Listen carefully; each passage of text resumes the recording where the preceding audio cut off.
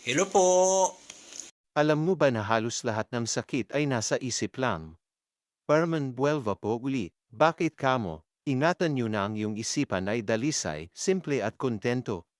Maging mapagpasalamat sa kung ano man ang mayroon ka, sa halip na asamin ang bagay na wala ka. Pagkatapos ay palagi kang magiging mas mahusay, at ang iyong pisikal na katawan ay magiging relax din. At kapag ito ay relax, gumagana ng maayos ang kalamnan at katawan at dugo, at ramdam mo rin na ikaw ay malusog. Huwag kang masyadong mahabag sa iyong sarili. Ang sinoman ay nagkakasakit paminsan-minsan. Nagkakasakit din ako. Huwag manatili kung nasaan ang sakit. Huwag kang pumunta doon. Huwag kang pumunta sa mga miserableng lugar kung saan hindi kabilang ang iyong kaluluwa. Ituon mo ang iyong pansin sa kasalukuyan. Ituon mo ang iyong pansin sa mga biyayang mayroon ka.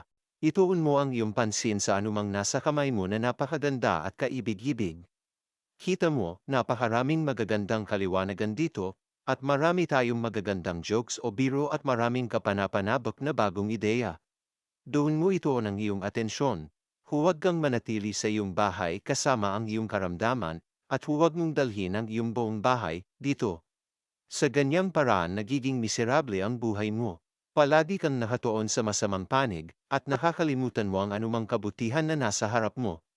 Napakadaming mayroon ka na hindi mo na alam kung ano ang mayroon ka.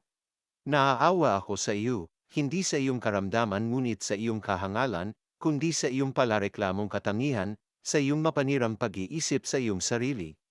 Nasa atin na ang lahat na eksaktong kailangan natin sa eksaktong sandali. Mga bagay na pinili nating magkaroon. Pinili nating maging ganyan, kaya tayo ay perpekto. Huwag kang masyadong magreklamo at huwag mo masyadong koan ang sarili mo. Pinapababa mo ang sarili mo kaysa isang tao, mas mababa kaysa sa isang marangal na tao. At hindi katakataka na ang iyong buhay ay hindi maganda, at mayroon kang sakit palagi.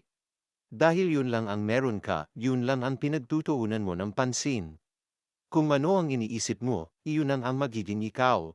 Hinahayaan mo ang lahat na sumakay sa iyong ulo at madaig ang iyong kaligayahan at kontrolin ang iyong buhay, sa halip na ikaw ang magkontrol sa lahat. Iyon ang dahilan kung bakit ang iyong buhay ay miserable, at walang makakatulong sa iyo maliban sa iyong sarili.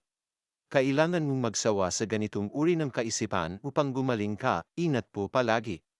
Herman Buelva po uli, God bless po.